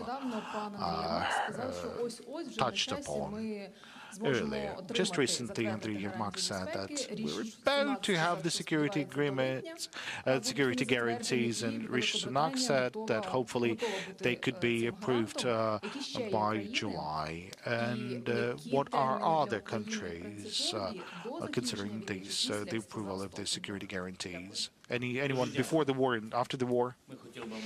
Thank you very much. We would like to have security guarantees on our pathway to NATO. We do not know when exactly we're going to make it there. It's not up to Ukraine at the moment. Ukraine has shown its strength on the battlefield, and it also showed that our public supports it.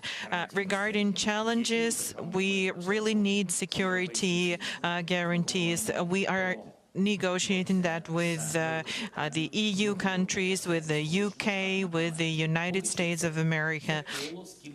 So this is the circle of those that we've talked about it at the moment. When that is going to happen, I do not know.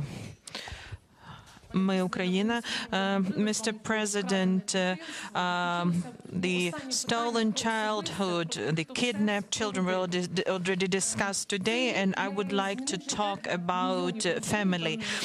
This year has changed a lot for millions of families, and it probably affected your family as well. First Lady has been referred to as by international observers as a symbol of resilience, and her voice is heard at various international platforms. So my question is, how did this 365 days of full-scale invasion change your relations with your family? If you could answer that. This is the last question, so I would really like to hear something about something personal. The final question and the hardest one. I love them. I love my family. I love my wife. My children are the most important people for me. I do not get to see them often. My parents, I don't have any opportunities to see them. I'm very proud of my wife.